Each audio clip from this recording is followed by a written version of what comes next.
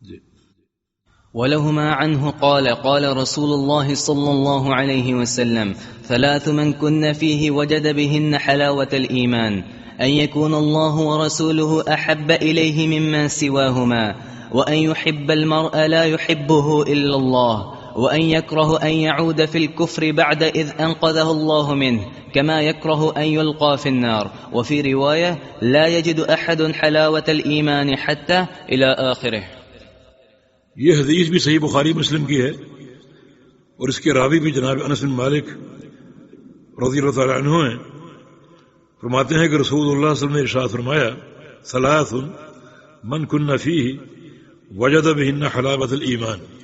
تین چیزیں جس شخص میں پیدا ہو گئی اس نے ایمان کی حلاوت کو پا لیا، ایمان کی مٹھاس کو پا لیا، جو ایمان کی لذت ہے وہ اس نے پا لی ان تین چیزوں کی وجہ سے.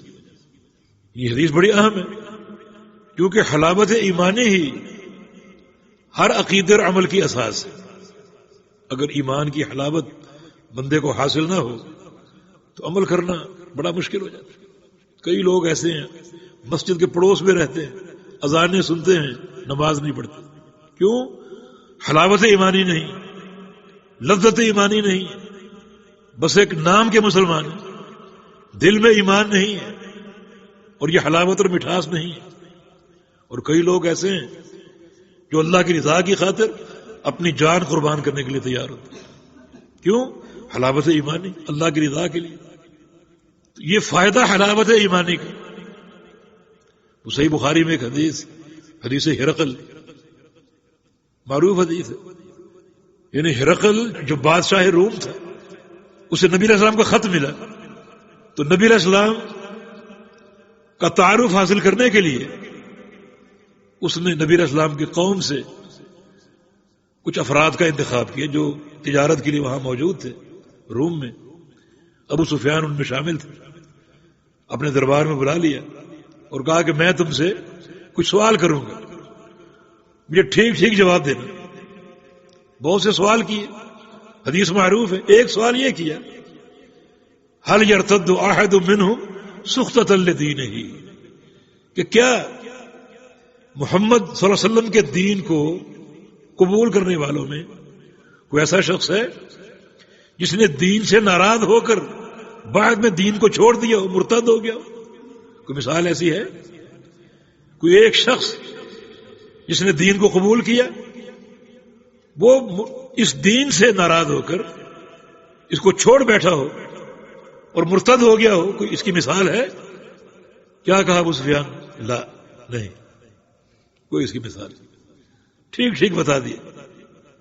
حالانکہ ہم نے مارا بہت ان کو، کوئلوں پر گھسیٹا اور کھولتا ہوا پانی ان پر ڈالا اور بھاری سلیں ان کے سینوں پر رکھی، گلے میں رسی باندھ کر گھسیٹا گیا ان کو، سزائیں بہت دی، تکلیفیں بہت دی، مگر ایک شخص بھی مرتد نہیں ہوا. ہرقل نے کیا تبصرہ کیا اس پر؟ کذالک الایمان اذا خالطت بشاشتہ القلوب. سچے ایمان کی شان یہی ہے جب ایمان کی حلاوت دل میں رچ بس جاتی ہے اور شامل ہو جاتی ہے تو پھر کوئی شخص ایمان سے برگشتہ نہیں ہوتا. حلاوت ایمانی کا فائدہ، عمل کرنا آسان، سردی کے باوجود وضو کرنا آسان، نرم گرم بستر کو چھوڑنا آسان، نماز کے لیے جانا آسان. مال خرچ کرنا مشکل ہے مگر اللہ کی رضا کے لیے جب حلاوت ایمانی ہو مال خرچ کرنا آسان. تو یہ حلاوت ایمانی کا فائدہ. تو یہ حدیث کتنی اہم ہے کہ تین چیزیں پیدا کر لو، ان کے بدلے تمہیں اللہ تعالیٰ حلاوت ایمانی عطا فرمائے، یہ مٹھاس عطا فرما دے. کیا وہ تین چیزیں؟ نمبر 1، ان یکون اللہ ورسولہ احب الیہ مما سواہ. اللہ اور اس کا رسول اس کے نزدیک دنیا کی ہر شے سے بڑھ کر محبوب ہو جائیں. سب سے زیادہ اللہ کی محبت، اور پھر اللہ کے لیے اللہ کے پیغمبر سے محبت سب سے زیادہ. دونوں کے لیے احب کا صیغہ ہے. اللہ تعالیٰ خالق اور مالک ہے، وہ تمہارا احب ہو، اور پیغمبر علیہ السلام مخلوقات میں سب سے زیادہ احب ہو. یہ پیدا کر لو. اس سے کیا ہوگا؟ حلاوت ایمانی آئے گی. جب یہ دل اس محبت سے آشنا ہو جائے گا کہ سب سے زیادہ اللہ اور اس کے رسول کی محبت، اس محبت میں کوئی شریک نہیں، توحید بھی خالص میسر ہوگی اور پیغمبر علیہ السلام کی اطاعت تجرید کے ساتھ میسر ہوگی. اس اطاعت میں کوئی دوسرا شریک نہیں ہوگا. اور دوسری بات کیا ہے؟ وَأَن يُحِبَّ الْمَرْءَ لَا يُحِبُّهُ إِلَّا لِلَّهِ. کسی شخص سے محبت کرے یا لوگوں سے محبت کرے صرف اللہ کے لیے، لوگوں سے، یا کم از کم کوئی ایک شخص ایسا منتخب کر لے اللہ تعالی کی محبت کے لیے، اس کے ساتھ ملنا جلنا اٹھنا بیٹھنا اللہ کے لیے، اس کی رضا کے لیے ہو. کوئی دنیا کا طمع نہ ہو، دنیا کا مال نہ ہو، کوئی دنیا کا تعلق نہ ہو. جیسے بنی اسرائیل کے ایک شخص کا واقعہ، جو جا رہا تھا، اللہ تعالیٰ نے ایک فرشتے کو انسانی شکل میں اس کے راستے میں کھڑا کر دی. جب وہاں پہنچا، فرشتہ اس سے پوچھتا کہاں جا رہے ہو؟ یہ سامنے بستی میں جا رہا ہوں. کیوں جا رہے ہو؟ اپنے ایک بھائی سے ملنے. کیا تعلق ہے اس سے؟ بس اللہ کی رضا کے لیے، دینی بھائی. اس سے قرض لینا نہیں، کوئی شادی بیاہ کا معاملہ نہیں، اور کوئی کاروباری تعلق کچھ نہیں، اللہ کی رضا کے لیے. کہا میں فرشتہ ہوں اور اللہ کے بھیجنے پر آیا ہوں تجھے یہ بتانے کے لیے کہ ان اللہ یحبک. تو نے اس سے محبت کی اللہ کے لیے، تو اللہ کا محبوب بن چکا ہے، اللہ کا محبوب بن چکا ہے. یہ محبت یعنی کسی ایک فرد کو منتخب کر لو، کسی نیک شخصیت کو جس سے اللہ کے لیے محبت، کوئی دنیاوی طمع اور کوئی دنیاوی غرض نہ ہو. کیا عمل تھا؟ بس سامنے ایک بستی میں گیا ہے، کوئی 10-15 منٹ کا چلنا ہوگا، اور سامنے بستی میں جانا اور جا کر اس سے ملنا، اس کی زیارت کرنا اللہ کی رضا کے لیے. حدیث قدسی ہے کہ حقت محبتی للمتحابین فیہ. اللہ فرماتا ہے میری محبت ان لوگوں کے لیے فرض ہو جاتی ہے جو آپس میں محبت کرتے ہیں میرے لیے. یعنی محبت فرض ہو جاتی ہے. ذرا تعبیر پر غور کرو. اللہ اپنی خوشی سے اس محبت کو اپنے اوپر فرض کر رہا ہے. اتنا اہم مسئلہ ان یحب المرء لا یحبہ الا للہ، کہ وہ کسی بندے سے محبت کرے اور محبت اللہ کی رضا کے لیے کرے. حدیث میں آتا ہے کہ ایسے کسی بندے سے اگر محبت ہو جائے تو اسے اپنی محبت سے آگاہ کرو، اسے کہو کہ انی احبک فی اللہ، کہ میں تم سے اللہ کے لیے محبت کرتا ہوں. اور وہ جواب میں کیا کہے؟ احبک اللہ الذی احببتنی لہ. تجھ سے اللہ محبت کرے کہ جس کی خاطر تو نے مجھ سے محبت کی، تو اللہ کا محبوب ہے. دین کی سماحت، ایک چھوٹا سا عمل لیکن اللہ کی محبت حاصل ہو. ان اللہ اذا احب عبدا اخبر به جبریل. جب اللہ کسی بندے سے محبت کرتا ہے تو جبریل امین کو بلاتے ہیں، اس محبت سے آگاہ کرتا ہے مجھے فلاں بندے سے محبت ہوگی. اللہ کی محبت کا فائدہ جبریل امین کو بلاتا ہے مجھے فلاں بندے سے محبت ہوگی، فاحبہ، تو بھی اس سے محبت کر. جبریل سے محبت کرتے جبریل امین. اور میں نے ایک حدیث پڑھی امام بیہقی کے اسماء و صفات میں کہ پھر جبریل امین اس محبت کا سب سے پہلے اعلان کرتے ہیں ملائکہ حاملین عرش کے سامنے، جو فرشتے اللہ کے عرش کو اٹھائے ہوئے ہیں. کیا فرشتو، اللہ تعالیٰ کو فلاں بندے سے محبت ہوگی. پھر 7ویں آسمان کے فرشتے، 6ٹھے آسمان کے، 5ویں، 4تھے، حتیٰ کہ آسمان دنیا تک سارے فرشتوں کے سامنے اعلان ہوتا ہے ان اللہ یحب فلانا فاحبوہ. اللہ تعالیٰ کو فلاں بندے سے محبت ہو گئی، تم بھی اسے محبت کرو. چنانچہ سارے آسمانوں کے فرشتے اس سے محبت کرو. ثم یوضع له القبول فی الارض. پھر اللہ اس بندے کا پیار، اس کی محبت زمین پہ اتارتا ہے. آسمانوں میں اس کا پیار مشہور ہو چکا، پھر وہ محبت زمین پہ اترتی، زمین پہ اترتی. پھر زمین والے بھی اس سے محبت کرتے ہیں. آپ کے دل میں شبہ ہوگا کہ بہت سے لوگ محبت نہیں کرتے. کیا نبی علیہ السلام کے دور میں ابو جہل نہیں تھا، ابو لہب نہیں تھا؟ یہ کہاں محبت کرتے تھے؟ اس کا جواب یہ ہے کہ یہ لوگ کسی شمار کے قابل ہی نہیں. ان کا ہونا اور نہ ہونا برابر ہے. کوئی ان کی اہمیت نہیں، کوئی ان کا ذکر نہیں. اور یا پھر یہ کہ ایک وقت آئے گا انہیں بھی محبت کرنی پڑے گی. آج ابو جہل اپنی قبر میں پچھتا نہیں رہا ہوگا کہ کاش میں اللہ کے پیغمبر پر ایمان لے آتا، کاش اللہ کے پیغمبر سے محبت کر لیتا. بالآخر ان کو اعتراف کرنا پڑے گا. یہ محبت، اللہ کی محبت، یہ کتنا بڑا سرمایہ ہے. یہ کیسے حاصل ہوگی کہ فتبعونی، قرآن کی آیت، میرے پیغمبر کی اتباع کرو، تمہیں اللہ کی محبت حاصل ہوگی. یحببکم اللہ، تم سے اللہ محبت کرنے لگے گا. لیکن اللہ کے پیغمبر کی اتباع انسان کو کہاں سے کہاں لے گئی. اور یہ من یحب المرء لا یحبہ الا للہ، لوگوں سے محبت کرے، کسی ایک شخصیت سے محبت کرے صرف اللہ کی رضا کے لیے. اور تیسری بات، وَأَن يَكْرَهَ أَن يَعُودَ فِي الْكُفْرِ بَعْدَ إِذْ أَنْقَذَهُ اللَّهُ مِنْهُ كَمَا يَكْرَهُ أَن يُقْذَفَ فِي النَّارِ یا أن يُلْقَى فِي النَّارِ. اور کفر میں لوٹنے کو اتنا ہی ناپسند قرار دے جبکہ اللہ نے کفر سے اس کو بچا لیا، کفر سے نکال دیا. اب وہ کفر سے اتنا نفرت کرے، اس قدر ناپسندیدگی اختیار کر لے کفر سے، جیسے آگ میں جانے سے اس کو نفرت. کوئی چاہے گا کہ اسے آگ میں پھینک دیا جائے، ڈال دیا جائے؟ نہیں. اس قدر کفر سے نفرت کرے.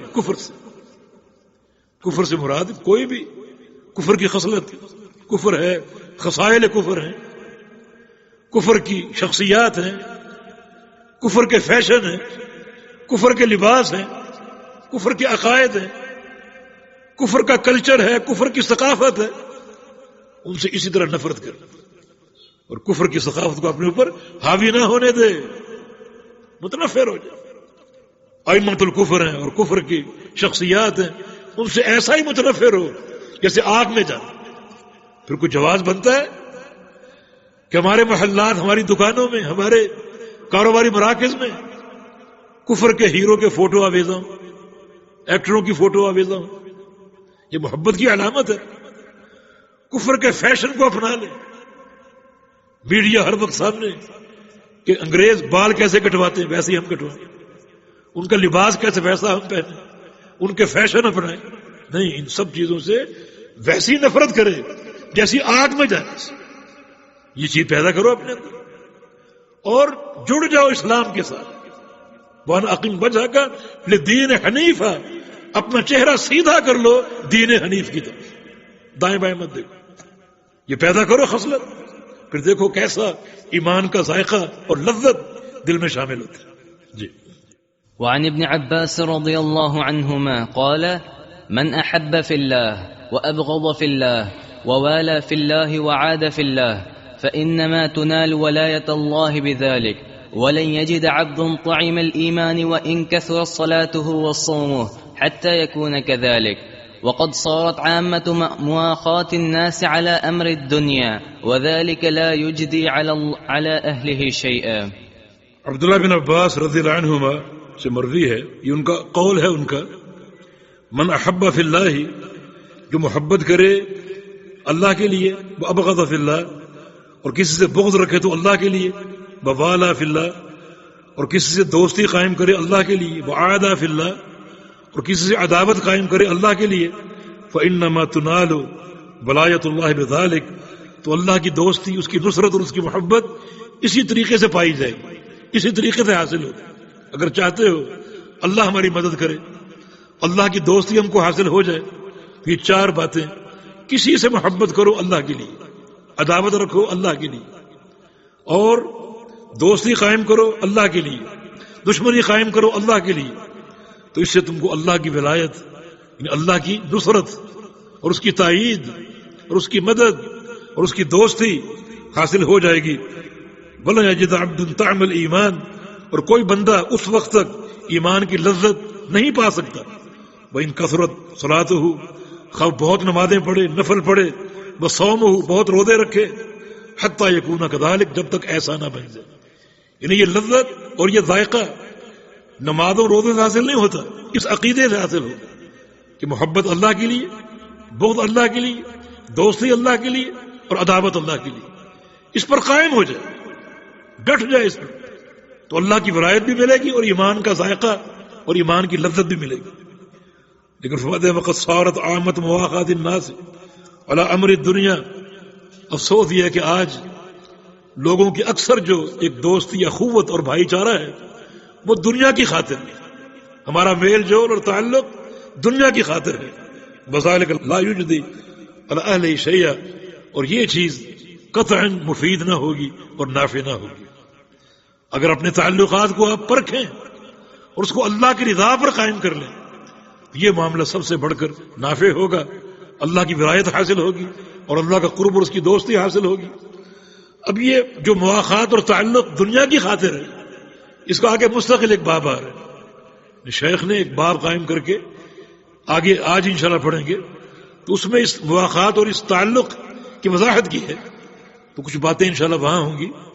ابن قیم رحمہ اللہ نے مدارج السالکین میں اللہ تعالیٰ کی محبت کو حاصل کرنے کے لیے کچھ امور کا ذکر کیا، اور وہ امور کتاب و سنت سے لیے. مثلا نمبر 1، کثرت سے قرآن پاک کی تلاوت، کیونکہ یہ کلام الرحمن، کلام الرحمن سے محبت کرو. جناب اکرمہ بن ابی جہل رضی اللہ عنہ جب قرآن کو دیکھتے تو اپنے سینے سے لگا لیتے فرتے محمد سے، اور فرماتے کلام و ربی، کلام و ربی، میرے رب کا کلام، میرے رب کا کلام. تو کلام پاک سے محبت، اللہ تعالیٰ کے قرآن سے محبت، یہ اللہ تعالیٰ کی محبت کے حصول کا ذریعہ ہو. اور دوسرا، اس کا قرب تلاش کرو کثرت نوافل کے ساتھ، کثرت نوافل کے ساتھ اس کا قرب تلاش کرو. حدیث موجود ہے کہ فرائض کے بعد سب سے زیادہ اللہ کا قرب اور اس کی محبت کو حاصل کرنے کا ذریعہ نوافل ہے. سجدے کرو، کثرت سے سجدے کرو، درجات کی بلندی حاصل ہوگی. جیسا کہ رسول اللہ صلی اللہ علیہ وسلم نے ربیعہ بن کعب سے کہا تھا، جب پوچھا ان سے سل تعطیٰ، ربیعہ کچھ مانگو تمہیں دیا جائے گا. تو انہوں نے کیا عرض کیا؟ اسألک مرافقتک فی الجنہ، یا رسول اللہ صلی اللہ علیہ وسلم جنت میں آپ کی رفاقت چاہیے. تو کیا فرمایا؟ یہ نہیں کہا کہ تمہاری کمر پہ ہاتھ پھیر دیا ہم نے مل جائے گی، جیسے بہت سے پیر آج کل کرتے ہیں، حضرت نے ہاتھ پھیر دیا بیڑا پار ہو جائے گا. نہیں، فرمایا کہ اعنی علی نفسک بکثرۃ السجود. ربیعہ اگر یہ مقام چاہتے ہو، جنت بھی چاہیے، میری رفاقت بھی چاہیے، تو کثرت سے سجدے کرو، نفل پڑھو. تو کیسا اللہ کی محبت حاصل ہو؟ تو یہ محبت کو پانے کے ذرائع ہیں. تیسری چیز، مداومت ذکر اللہ، اللہ کے ذکر سے زبان تر رکھو، اپنے آپ کو عادی بناؤ ذکر کرنے کا. ذکر اللہ کی ایک عجیب نعمت ہم کو حاصل ہوئی، کوئی شرط نہیں اس کے لیے. نماز کے لیے شرط ہے اٹھو، وضو کرو، مسجد میں جاؤ، جماعت سے پڑھو. ذکر کے لیے کوئی شرط نہیں. پاک ہو تو ذکر کرو، ناپاک ہو تو کرو. غسل فرض ہو تو کر لو، قبلہ سامنے ہو تو کر لو، بیٹھے ہو تو کر لو، کھڑے ہو تو کر لو، لیٹے ہو تو کر لو، چل رہے ہو تو کر لو. اور یہ چیز فرمایا کہ جہاد فی سبیل اللہ افضل، اور جہاد بھی وہ جس میں دشمن پر تم وار کرو اور وہ تم پر وار کرو. فرمایا کہ انفاق الذهب والفضہ، چاندی اور سونے کے انفاق سے بھی افضل. اتنی بڑی ایک نعمت ہم کو مل گئی. تو اس پر مداومت، انسان چلتے پھرتے اللہ کا ذکر کرے، کثرت سے اللہ کا ذکر کرے، اور پھر اللہ تعالیٰ کی محبت کو باقی محبتوں پر ترجیح دے. ایسی خواہشات اس کی ہوں کہ اپنی خواہشات پر اللہ تعالیٰ کی محبت کو نافذ کر دے. اور ایک چیز یہ بھی بتائی کہ اللہ رب العزت جب رات کو آسمان دنیا پر نزول فرماتا ہے، اس وقت تم ضرور اللہ کو یاد کرو، اس کا ذکر کرو، اس سے مناجات کرو. یعنی کتنا قرب حاصل ہو چکا ہے، کتنا اہم یہ وقت ہے. اس وقت کو اگر ہم سو کر برباد کریں تو یہ اس عظیم نعمت سے دوری اختیار کرنے والی بات ہے. یہ وقت، اس وقت کو بڑا غنیمت جانو. اللہ تعالیٰ ہمارے لیے آسمان اول پر نزول فرما چکا اور پکار رہا، حل من مستغفر فاغفر له، مجھ سے گناہ بخشوا لو. حل من سائل فاعطی، کوئی سائل ہے تو مجھ سے مانگ لے. حل من مستشفی فاشفی، کوئی مریض ہے تو شفا مانگ لے. یہ وقت بڑا اہم وقت ہے، اس وقت کو ضائع نہ کرو. اور پھر خلوت، کچھ وقت جو ہے وہ خلوت میں بیٹھو اللہ کا ذکر کرنے کے لیے. رجل ذکر اللہ خالیا ففاضت عیناہ، جو نوجوان، جو شخص خلوت میں اللہ کا ذکر کرے اور اس کی آنکھوں سے آنسو جاری ہو جائیں، اللہ تعالیٰ قیامت کے دن اسے اپنا سایہ عطا فرما دے. خلوت بڑی اہم چیز ہے. اور پھر ایک چیز صحبت الصالحین، نیک لوگوں کی صحبت، ان کے ساتھ تعلق، ان سے ملنا جلنا، یہ سب امور وہ ہیں شرعی نصوص سے ثابت ہے کہ یہ امور اللہ تعالیٰ کی محبت جو ہے وہ بندے کو عطا فرماتا ہے، اور اللہ ایسے بندوں سے محبت کرتا ہے. وقال ابن عباس في قوله تعالى وتقطعت بهم الأسباب قال المودة. جی ہاں، ابن عباس کی تفسیر ہے یہ رضی اللہ عنہما، وتقطعت بهم الاسباب، کہ قیامت کے دن محبت کے سارے تعلق ٹوٹ جائیں گے. جو محبت آپ نے غیر اللہ کے ساتھ کی، یہ رد ہے مشرکین کا، جن کے بارے میں فرمایا وما هم بخارجین من النار، ان کو جہنم سے نہیں نکالا جائے گا. جنہوں نے غیر اللہ سے محبت کی، کیسی؟ جیسی اللہ سے محبت کرنی چاہیے. جو امور اللہ تعالیٰ کے لیے انجام دینے چاہیے تھے وہ امور انہوں نے غیر اللہ کے لیے انجام دیے. غیر اللہ کو پکارا، ان سے استغاثہ کیا، ان سے استعانہ کیا، یہ محبت کی بنیاد پر ہے. قیامت کے دن یہ جو محبت کے علائق ہیں یہ ٹوٹ جائیں گے، بلکہ وہ لوگ جن کو پکارا گیا ہوگا، جن کو پوجا گیا ہوگا، جن کی اطاعت کی گئی ہوگی، وہ سب ان سے بیزار ہوں گے، لا تعلقی کا اظہار کر دیں گے، ہمارا ان سے کوئی تعلق نہیں. اور یہ لوگ بھی پھر ان سے لا تعلقی کا اظہار کریں گے. اللہ تعالیٰ سے یہ خواہش کریں گے کہ ایک دفعہ دنیا میں دوبارہ بھیج دیں تاکہ ہم دنیا میں جا کر ان سے بھرپور طریقے سے لا تعلقی اور بیداری کا اعلان کر دیں. قیامت کے دن ایک ہی منہج حق روشن اور عیاں ہوگا کہ عبادت صرف ایک اللہ کی اور اطاعت بھی صرف ایک اللہ اور اس کے رسول کی، کہ ہم جا کر ان سے لا تعلقی اور بیداری کا اظہار کریں. وقال المؤلف رحمه الله تعالى في باب قول الله تعالى إنما ذلكم الشيطان يخوف أولياءه فلا تخافوهم وخافون إن كنتم مؤمنين. وقوله إنما يعمر مساجد الله من آمن بالله واليوم الآخر وأقام الصلاة وآتى الزكاة ولم يخش إلا الله.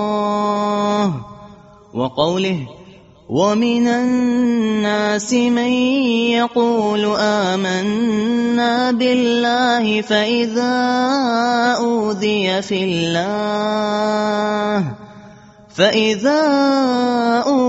في الله جعل فتنة الناس كعذاب الله. بارک اللہ فیک. یہ باب جو قرآن پاک کی ایک آیت پر قائم ہے، پچھلا باب محبت کا باب تھا اور یہ باب اللہ تعالیٰ کے خوف کا باب. پچھلا باب باب المحبہ اور یہ باب باب مخافت اللہ یا باب خوف اللہ تعالی، اللہ تعالیٰ کے خوف کا باب. اور شیخ الاسلام کی یہ ترتیب بڑی ایک ذہانت پر قائم ہے. جب اللہ کی محبت کا ذکر ہو گیا تو اللہ کے خوف کا بھی ذکر ساتھ ہی کر دیا، کیونکہ انسان نیک عمل کرتا ہے اللہ تعالیٰ کی محبت کی وجہ سے اور برائیوں سے بچتا ہے اللہ تعالیٰ کے خوف کی بنا پر. نیک عمل اللہ تعالیٰ کی محبت کی بنا پر اختیار کیا جاتا ہے. نماز کیوں پڑھتے ہو؟ اللہ تعالیٰ کا امر ہے، جو میرا محبوب ہے، جس سے مجھے محبت ہے، اس کے امر کی امتثال، اس کے امر کی اتباع مقصود ہے، کیونکہ مجھے اس سے محبت. اور اگر آپ سے کہا جائے چوری کیوں نہیں کرتے، شراب کیوں نہیں پیتے، اللہ ہم سب کو محفوظ رکھے، تو کیا کہیں گے؟ ہمیں اللہ کا ڈر ہے، اللہ کا خوف ہے. تو یہ دونوں چیزیں ساتھ ساتھ ہیں. اور شیخ الاسلام نے بھی ان کا اقتران رکھا، محبت کے باب کے بعد اللہ تعالیٰ کے خوف کے باب کا ذکر کیا. اور خوف بھی ایک قلبی عبادت ہے. ہم نے عرض کیا کہ یہ تقریباً 6 یا 7 باب اس میں اعمال قلبیہ کا ذکر، قلبی عبادات کا ذکر، جس سے یہ واضح اور ثابت ہوا کہ کچھ عبادات کا تعلق انسان کے دل سے ہے اور وہ عبادات بڑی اہم ہے، کیونکہ اعمال قلوب جو ہیں وہ دین میں سب سے اہم ہے۔ جس طرح دل کا مرض سب سے زیادہ نقصان دہ ہے، رسول اللہ صلی اللہ علیہ وسلم کا فرمان ہے کہ الا ان فی الجسد لمضغۃ اذا صلحت صلح الجسد كله واذا فسدت فسد الجسد كله الا وهي القلب، کہ انسان کے اس ڈھانچے میں ایک ٹکڑا ہے، اگر وہ درست ہے تو پورا جسم درست ہے، اگر وہ فاسد ہو گیا تو پورا جسم فاسد ہے۔ وہ ٹکڑا انسان کا دل ہے، تو دل کی دین اسلام بڑی اہمیت ہے۔ یعنی جو اعمال قلبیہ ہیں وہ بڑے اہم ہیں، جیسے ہم نے محبت کا باب پڑھا اور اب خوف کا باب۔ اللہ تعالیٰ کا خوف جو ہے یہ بھی توحید کا ایک اہم شعبہ ہے، اور یہ جب اہم شعبہ ہے توحید کا تو پھر یہ خوف واجب ہے اور فرض ہے، اور غیر اللہ کا خوف جو ہے وہ حرام ہے۔ تو ضروری ہے کہ اللہ تعالی سے ڈرا جائے اور غیر اللہ سے نہ ڈرا جائے۔ محبت کی طرح خوف کی بھی اقسام ہے۔ ایک قسم ہے اللہ تعالیٰ کا خوف، جو کہ توحید کا اہم شعبہ ہے۔ صرف اللہ تعالیٰ کا خوف دل میں ہو اور اسی خوف کی اساس پر اللہ تعالیٰ کی اطاعت ہو اور اس کی نافرمانی سے گریز ہو۔ اللہ تعالیٰ کی عبادت کریں اور اساس اللہ کا خوف ہو، کہ ایسا نہ ہو کہ اللہ تعالیٰ مجھے پکڑ لے۔ اللہ تعالیٰ کی عبادت کریں، اساس اللہ کا خوف ہو، ایسا نہ ہو کہ میں جب کل مروں تو اللہ تعالیٰ مجھے عذاب قبر میں پکڑ لے۔ اللہ تعالیٰ کا خوف کہ ایسا نہ ہو کل قیامت کے دن اللہ تعالیٰ مجھے جہنم کی آگ میں ڈال دے۔ یہ خوف اللہ تعالیٰ کا حق ہے اور توحید کا اہم ترین شعبہ ہے۔ اس کا خوف دل میں جاگزیں رہے، اور اس معنی میں کسی کا خوف دل میں نہ ہو، یہ توحید ہے۔ اگر اس قسم کا خوف آپ نے کسی اور سے رکھا کہ فلاں قبر والا مجھے پکڑ نہ لے، فلاں کی مجھے مار نہ پڑ جائے، یہ خوف شرک ہے، یعنی شرک اکبر ہے۔ جن معانی میں اللہ رب العزت کا خوف رکھنا ضروری ہے اور پیدا کرنا ضروری ہے، اور وہ خوف مستقل دل میں موجود رہے، ان معانی میں غیر اللہ کا خوف جو ہے وہ شرک اکبر ہے، یعنی وہ توحید کا شعبہ ہے، اللہ تعالیٰ کا خالص خوف، اور یہ جو ہے شرک اکبر قرار پائے گا اگر آپ بعین انہی معانی میں غیر اللہ کا خوف رکھیں۔ تو اس لیے محبت کے ساتھ خوف کا باب ہے، تاکہ دونوں چیزیں توحید کے نقطہ نظر سے واضح ہو جائیں۔ اور طبعا جس طرح ایک محبت فطری ہوتی ہے تو خوف بھی بعض اوقات طبعی اور فطری ہوتا ہے، اس کو شریعت نے ناجائز نہیں کہا، وہ طبعا بندے میں ہوتا ہے، جیسے کسی زہریلی جانور کا خوف، سانپ کا خوف، شیر کا خوف، بچھو کا خوف، یا کسی اور بڑے شخص کا ایسا خوف جو ان حدود کو نہ پہنچے جن حدود میں اللہ تعالیٰ کا خوف جو ہے وہ فرض ہے۔ حاکم سزا دے سکتا ہے، آپ نے اشارہ کاٹا جیل ہو سکتی، یہ ایک طبعی خوف ہے، یہ شریعت سے روکتی نہیں ہے۔ تو خوف بھی توحید کا اہم شعبہ ہے، اس لیے اللہ رب العزت نے خوف کا حکم دیا،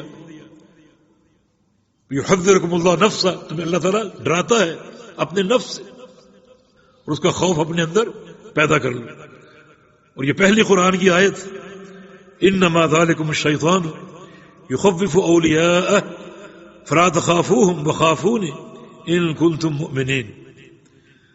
فرمایا کہ شیطان تمہیں ڈراتا ہے اپنے اولیاء سے، تمہیں ڈراتا ہے اپنے اولیاء سے۔ یخوف باب تفعیل ہے یہ طلباء کے لیے، اور اس کے دو مفعول ہوتے ہیں، ایک مفعول محذوف ہے، یخوفکم ضمیر مخاطب مفعول اول ہے، اور اولیاء مفعول ثانی۔ شیطان تمہیں ڈراتا ہے اپنے اولیاء سے، فلا تخافوہم، مت ڈرو ان سے، یہ لا برائے نہیں، اور نہیں میں ایک حکم کا پہلو ہے، اللہ تعالیٰ آرڈر کر رہا ہے کہ ان سے مت ڈرو، وخافون یہ امر کا صیغہ، مجھ سے ڈرو ان کنتم مؤمن اگر تم مومن۔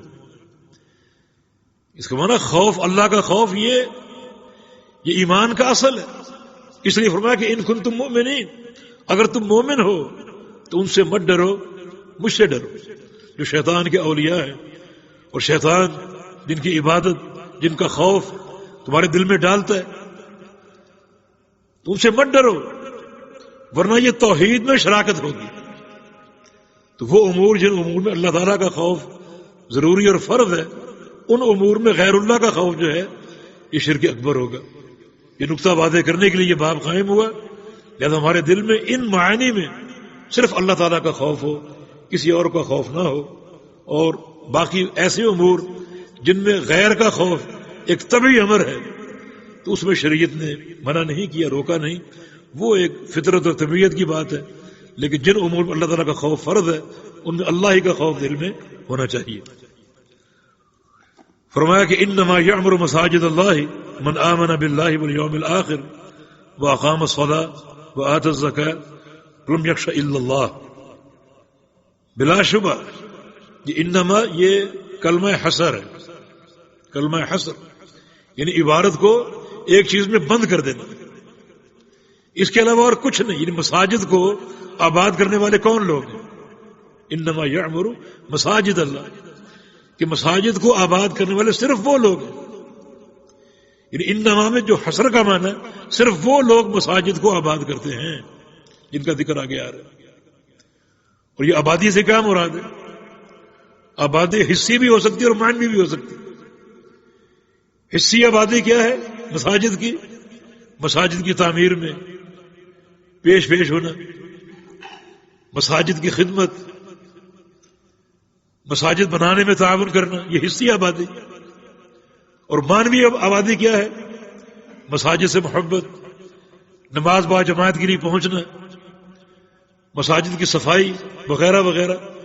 تو یہ سب مساجد کی عمارہ ہے، عمارت المساجد۔ یہ کن لوگوں کا وصف ہے، یہ کن لوگوں کی خوبی ہے؟ فرمایا کہ من آمن باللہ والیوم الآخر، جو اللہ پر ایمان لائیں اور قیامت کے دن پر ایمان لائیں، واقام الصلاۃ اور نماز قائم کریں، وآت الزکاۃ اور زکوٰۃ دیں، ولم یخش الا اللہ اور نہ ڈریں کسی سے سوائے اللہ تعالیٰ کے۔ لم یخش الا اللہ یہ انداز حصر ہے، کیونکہ لم جو ہے یہ نفی ہے اور الا اللہ استثناء ہے۔ جب نفی مقدم ہو اور استثناء اس کے بعد آئے تو اس عبارت میں حصر پیدا ہو جاتا ہے کہ وہ کسی سے نہیں ڈرتے سوائے اللہ تعالیٰ کے، اللہ تعالیٰ کے علاوہ کسی سے نہیں ڈرتے۔ فرمایا کہ یہ بندے ہیں مساجد کو آباد کرنے والے، وہ ان کا مساجد کو آباد کرنا قابل قبول ہوگا، جن کے دل میں صرف اللہ کا خوف ہے، اللہ تعالیٰ کے علاوہ کسی کا خوف نہیں۔ تو طبعاً یہ خوف کیا ہے؟ یہ خوف وہی ہے جو اللہ تعالیٰ کا حق ہے۔ جن امور میں ہمارے دل میں اللہ تعالیٰ کا خوف ہونا چاہیے وہی خوف ہے۔ اللہ تعالیٰ ہماری حفاظت کرنے والا، ہماری مدد کرنے والا، اور اگر وہ حفاظت جو ہے وہ روک لے، نصرت روک لے، اور ہم اس دنیا کی زندگی میں خذلان اور ذلت کا شکار ہو جائے، ہمیں اس چیز کا خوف ہونا چاہیے، اور اس کا تعلق اللہ تعالیٰ کے ساتھ ہے، اللہ تعالیٰ ہی سے ہو۔ اس کے ڈر میں ہم تقوی اختیار کریں، اس کی عبادت اختیار کریں اور ورع اختیار کریں کہ خوف کے سارے معنی اللہ تعالیٰ کے لیے خاص ہے۔ ولم یخش الا اللہ حصر کا انداز ہے، نہ ڈریں وہ کسی سے سوائے اللہ تعالیٰ۔ اور اگر کسی کا ایسا خوف جو اللہ تعالیٰ کی اطاعت سے مانے ہو، کسی کے ڈر سے آپ نماز نہ پڑھیں، کسی کے ڈر سے آپ زکوٰۃ نہ دیں، کسی کے ڈر سے آپ حج نہ کریں، جو اللہ تعالیٰ کے اوامر ہیں ان سے آپ رک جائیں کسی کے خوف سے، کسی مخلوق کے خوف سے، اس کو اکثر علماء نے شرک اصغر کہا ہے۔ بعض علماء نے اس کو بڑی معصیت اور کبیرہ گناہ قرار دیا، لیکن یہ بھی خوف کی وہ شکل ہے جو اللہ رب العزت کی اطاعت میں حائل ہے، اور بہت سے علماء نے اسے بھی شرک قرار دیا، اسے بھی شرک قرار دیا۔ لیکن باہر کیف اگر یہ شرک نہ بھی ہو تو یہ کبائر میں اس کا شمار ہوتا ہے، کبائر میں۔ اور پھر اللہ تعالیٰ کی اطاعت کو چھوڑنا، اس کے واجبات کو چھوڑنا، یہ ایک الگ امر ہے جو موجب سزا ہے۔ تو ہمیں ان تمام صورتوں میں جو حقیقی خوف کی معرفت ہے اس کو سمجھنا چاہیے اور اپنے دلوں میں صرف اللہ تعالیٰ کا خوف پیدا کرنا چاہیے۔ یہی عین توحید ہے، اور اللہ تعالیٰ کے علاوہ کسی اور کا خوف ان سارے معنی میں وہ خوف ہوگا جس کو شرک اکبر کہا جاتا ہے۔ جی۔ وعن ابي سعيد رضي الله عنه مرفوعا إن من ضعف اليقين أن ترضي الناس بسخط الله وأن تحمدهم على رزق الله وأن تذمهم على ما لم يؤتك الله إن رزق الله لا يجره حرص حريص ولا يرده كراهية كاره۔ ابو سعید خدری رضی اللہ عنہ یہ روایت ہے، یہ فرماتے ہیں کہ رسول اللہ صلی اللہ علیہ وسلم نے ارشاد فرمایا ان من ضعف الیقین ان ترضی الناس بسخط اللہ، کہ انتہائی کمزور یقین کی نشانی یہ ہے کہ تم لوگوں کو راضی کرو، اللہ کو ناراض کرو، لوگوں کی رضا تلاش کرو، اللہ تعالیٰ کی ناراضگی کی پرواہ نہ کرو۔ یہ ضعف یقین کی علامت ہے۔ یقین تو یہ ہے کہ اللہ کو راضی کرو خواہ دنیا ناراض ہو جائے، دنیا چھوڑ دے، یہ یقین ہے۔ لیکن آپ اللہ تعالیٰ کو ناراض کر کے لوگوں کو خوش رکھنے کی کوشش کریں اور اللہ تعالیٰ کی ناراضگی کی پرواہ نہ کریں، فرمایا کہ یہ ضعف یقین کی علامت ہے۔ وَأَن تَحْمَدَهُمْ عَلَى رِزْقِ اللَّهِ، رزق اللہ نے دیا ہے مگر تعریف لوگوں کی کرے۔ وَأَن تَحْمَدَهُمْ، لوگوں کی تعریف کرے اللہ کے رزق پر۔ لوگ سبب بن سکتے ہیں، اللہ سبب بناتا ہے، مگر آپ اللہ تعالیٰ کی حمد کی بجائے لوگوں کی تعریف کریں، اللہ کے رزق پر لوگوں کی تعریف کریں۔ وَأَن تَذُمَّهُمْ عَلَى مَا لَمْ يُؤْتِكَ اللَّهُ، اور اللہ تعالیٰ کوئی چیز اگر نہ دے، عطا فرمانے کا فیصلہ نہ فرمائے تو آپ لوگوں کی مذمت کریں، لوگوں کی تعریف کریں کوئی چیز مل جانے پر، اور کسی چیز کے نہ ملنے پر لوگوں کی مذمت کریں۔ فرمایا کہ یہ تینوں چیزیں ضعف یقین کی علامت ہے، اور یہ مظہر ہیں کہ آپ کے دل میں اللہ تعالیٰ کا وہ خوف نہیں ہے جس خوف کا اللہ تعالیٰ مستحق ہے، بلکہ اس کے برعکس لوگوں کا خوف زیادہ ہے۔ تبھی تو جو پہلا معاملہ کہ آپ اللہ تعالیٰ کی ناراضگی کی پرواہ نہ کریں اور لوگوں کو راضی کریں، لوگوں کو خوش رکھیں، یعنی لوگوں کی ناراضگی آپ کو محسوس ہو اور اللہ کی ناراضگی کی پرواہ نہ کریں، یہ علامت ہے اس بات کی کہ آپ کے دل میں اللہ تعالیٰ کا خوف نہیں ہے۔ اور اگر آپ اللہ رب العزت کو راضی کریں، چاہے پوری دنیا ناراض ہو جائے، پوری دنیا ساتھ چھوڑ دے تو پرواہ نہ کریں، یہ حقیقی اللہ تعالیٰ کے خوف کی علامت ہوگی اور حقیقی اللہ کے خوف کا مظہر ہوگا۔ اور ساتھ ایک قاعدہ بیان کر دیا کہ ان رزق اللہ لا یجرہ حرص حریص ولا یردہ کراہیۃ کارہ، یہ بات یاد رکھو کہ اللہ کا رزق جو ہے نہ تو کسی حریص کا حرص، کسی حریص کی حرص اس رزق کو کمانے کا ذریعہ بنتی، اور نہ کسی کارہ، کسی نفرت کرنے والے یا نہ چاہنے والے، نہ پسند کرنے والے کی کراہیت اس کو رد کرتی، اس کو ٹالتی۔ مانا اللہ کا رزق جو ہے وہ اللہ کے امر سے عطا ہوتا ہے۔ ایک شخص لاکھ اس رزق کی حرص کرے، اس کی حرص پر وہ عطا نہیں ہوگا، اللہ تعالیٰ عطا کا فیصلہ فرمائے گا تب عطا ہوگا۔